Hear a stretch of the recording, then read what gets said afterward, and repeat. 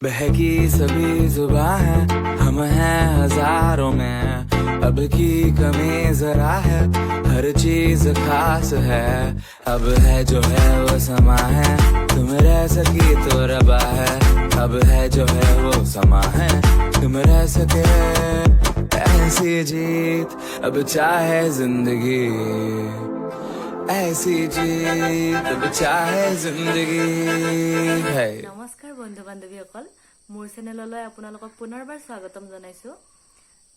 দুদিনমান আগত মই গাঁৱলৈ গৈছিলো। গাঁও মানে পেহীৰ ঘৰলৈ, নলবাৰী বাজনী। তাতে যাওঁতে কিছুমান ভিডিঅ' কৰিছো মই। দুদিন থাকিলো, মানে দুটা দিন।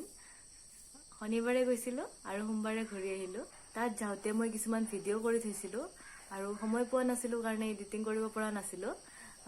আজি মই আপোনালোকক সেই ভিডিঅ'খিনি দেখাব খুজিছো। যদি চাই ভাল পায় তেনেহলে মোক জনাব আৰু গাঁৱৰ পৰিৱেশটো আপোনালোকক অলপমান দেখাবলৈ চেষ্টা কৰিম। তেনেহলে বলক বেছি পলম নকৰি আজিৰ ভিডিঅ'টো আৰম্ভ কৰো। 2000 years later. আমি এনেকৈ ৰাতিপুৱা 5:30 বজাতে ওলালো। দেখিছেনে বেছি মানুহ নাই। আচলতে ৰাতিপুৱা ক'বালৈ যাবলৈ ভাল লাগে, যিহেতু ৰাস্তাত জাম নাথাকে আৰু ৰ'দটোও কম থাকে, সেইকাৰণে খুব জলদি গৈ পাইছোঁ যেন লাগে। আৰু এনেকৈ আহি আহি আমি জালুকবাৰী পালোঁ আৰু এয়া হ'ল ভূপেন হাজৰিকাৰ সমাধিক্ষেত্ৰ।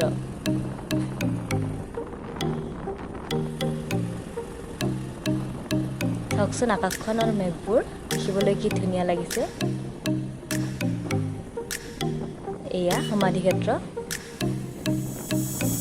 আমাৰ জালুকবাৰীখন সঁচাই বৰ ধুনীয়া। এয়া পালোঁ শৰাইঘাট দলং।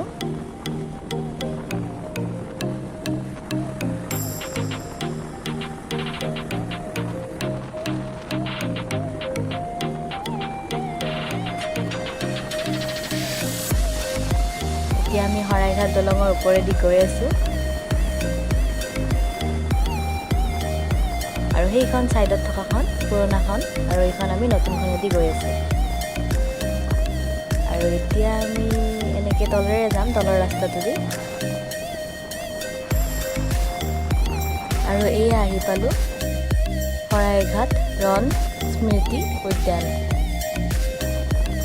আৰু এয়া সাজু হয় নলবাৰী গ'লে পোৱা আমাৰ গণেশ মন্দিৰটো। পূজাৰীয়ে পূজা কৰি আছে।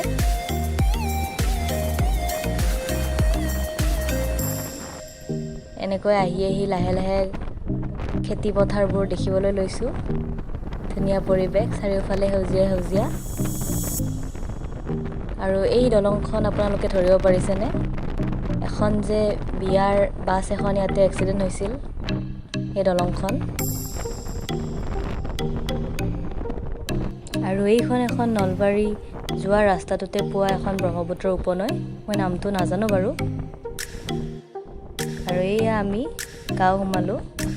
দেখিছেনে চাৰিওফালে সেউজীয়া সেউজীয়া, কঠীয়াবোৰ ৰুইছে। আৰু এনেকৈ আহি আহি পেহীৰ ঘৰ পালোহি। এয়া সোমাইছোঁ আৰু ঘৰ। আচলতে মই আৰু দাদা গৈছোঁ বুলি পেহীয়ে গমেই নাপায়, কোনো গম নাপায়।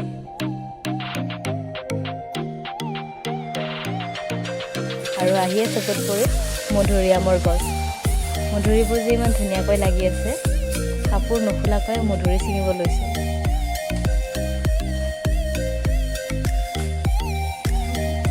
হাতেদিয়ে লগ পাই, দেখা পাইছেনে?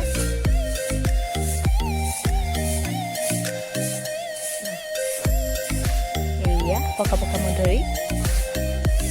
A few moments later.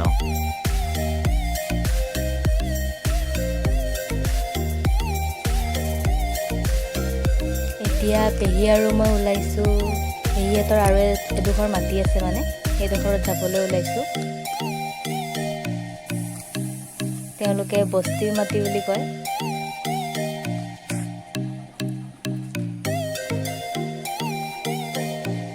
হাঁহজাক দেখিছেনে? কি মৰম লগা, গোটেইজাক একেলগে সাঁতুৰিছে। আৰু এইজনী হ'ল মোৰ পেহী, ডাঙৰ পেহী। এয়া বা বা বা বা বা বহুত বা আছে, সেইকাৰণে বা এজনী। আৰু এয়া পালোহি পেহীহঁতৰ ঘৰৰ পৰা ৩-৪ মিনিট খোজকাঢ়ি দিলে এনেকৈ পায়হি আৰু পেহীহঁতে বোলে গোটেই দিনটো ইয়াতে থাকে, তাতে কোনো নাথাকে।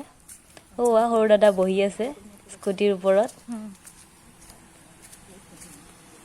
আৰু ভিতৰত আছে পেহা আৰু দাদা। চুলি কাটিলা? কেতিয়া কাটিলা?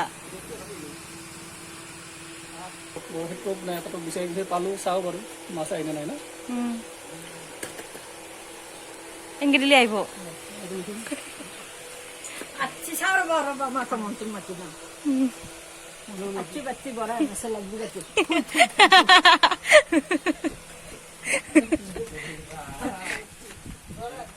ইয়াতে বোলে পথাৰখনত বোলে মাছ পায়। বৰশী মাৰিব আহিছে দাদাই। মই বাৰু মাৰিব নাজানো, দাদাই মাৰিব। চাওঁ বাৰু, বিচাৰি বিচাৰি ফৰিং এটা পালোঁ ক'বাৰ পৰা, সেইটোৱে লগাই লৈছোঁ বৰশীৰ টোপত। কেইটা মাছ উঠে। ইফালে আকৌ পেহীয়ে মন্ত্ৰও মাতি দিছে। চাওঁ পেহীৰ মন্ত্ৰত কিমান জোৰ। খালটোত আছে বোলে দাদা। ক'ত গ'ল?